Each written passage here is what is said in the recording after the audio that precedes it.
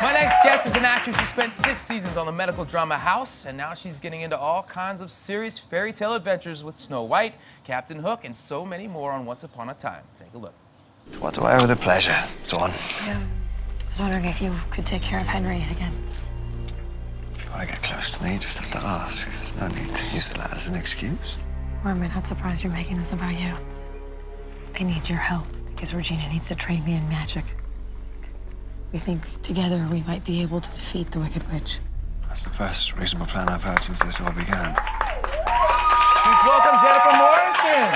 Good morning.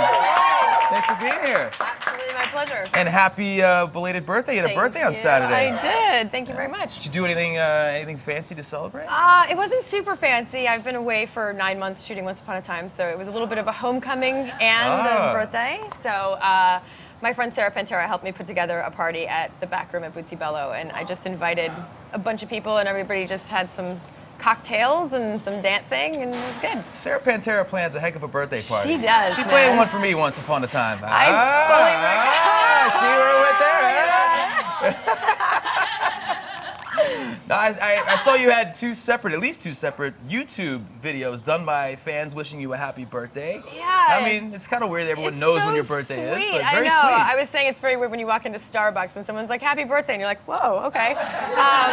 But no, that's so sweet. I mean, honestly, like, especially with Once Upon a Time, we just have the most incredible fans. They're so devoted, and they're so loyal, and they're so passionate, and the time that they spend, it's really sweet, and it's uplifting, you know? Funny you mentioned it. Let's shout out the two videos we're talking about. One was from Soul Ben Moyle. All right. And one was from Acro Gymnast. So, well, guys, you know that your guys. videos made it through. They are recognized officially here on the Big Birdie Buzz Live. So there you go. Nice job, guys.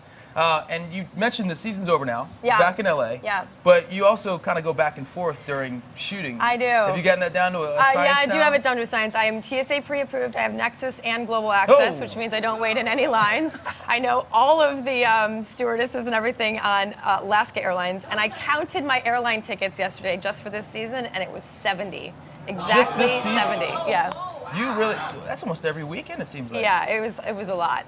But it's the only way, like, I love what I do, and I love being in Vancouver for the show because of the beautiful forests and our incredible crew and all that stuff. But I need to keep my life going. I mean, it's years of my life. And so in order to see my friends and my family and continue that, I have to really commit to those 70 flights, you know? I think global entry is the best thing that's ever happened. But I don't like to tell people about it because I also don't want a bunch of people to start signing up and then that line gets long. Don't do it. Don't do it. A little hidden secret. It also feels a little bit like Mission Impossible where you're like, scan my fingerprints and I can get into your country, you know? I literally just got it for my 18-month-old, and they put his little fingers on the fingerprint scanner. Are you serious? So yeah, you can get it when they're young. That's amazing. Good to know. Not that I have any kids, but someday. One day it'll be appropriate. Now I also read that you're good friends with Jennifer Goodwin, and you were even before this show came about. Yes, we've been friends for years. We actually used to get confused as each other when we both had dark hair. Oh really? And the first thing she said to me when we met, she was like, "I'm so sorry. I've been doing interviews with you because I just got sick of explaining that I'm not you." I was like, okay, awesome. But she at least make you look good? I mean. Yeah, I was like, as long as you're like saying nice things.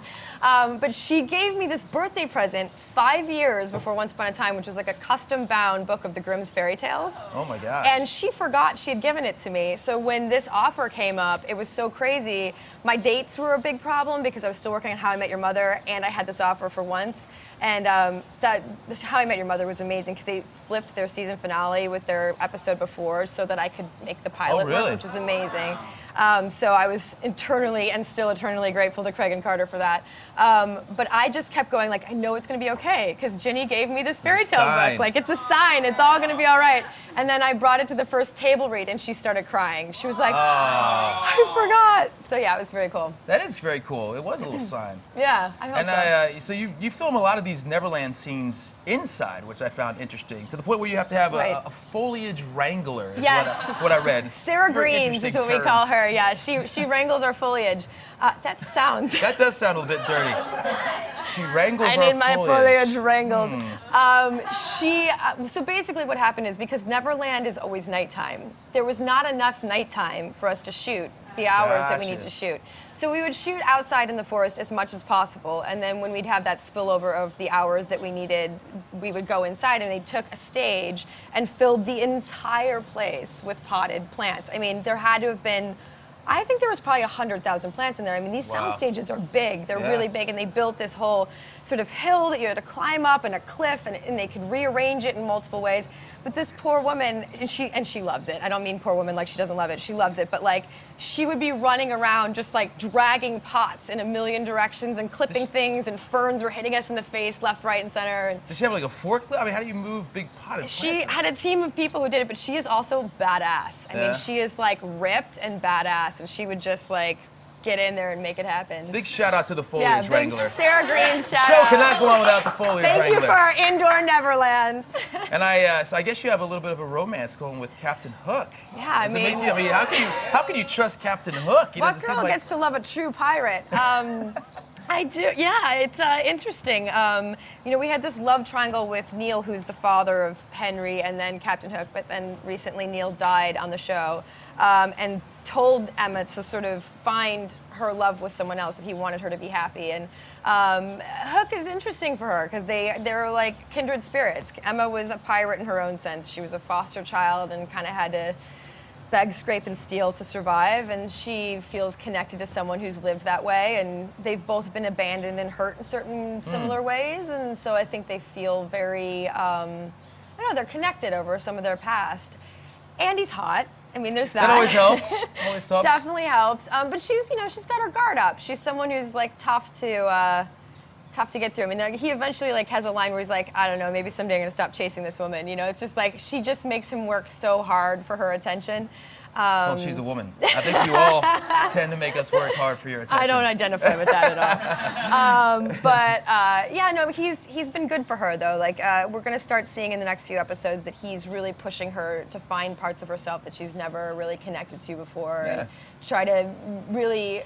You know, in our story, what she's not owning is her magic, and that she is special in a certain way, and she's been denying that a lot in her life. So he's being a real positive force in her life to say, like, you've got to embrace this and be who you truly are. And I think that, you know, when someone comes into your life, even in real life, when you're not talking about magic, but you're just talking about being yourself, like, that you have a strong response to that. Sure, I definitely have a strong response to people who come into my life and go, like, I accept you as you, and I want you to be the best version of you. And he's doing that for her. And so, you know, he's someone who definitely has, like, made some shady choices in the past. Who knew Hook had it in him? He is caring, compassionate guy. And I'm not going to lie, there is something very weirdly sexy about that Hook. Like, On that note, we are going to go to break. I'm not even going to ask about that.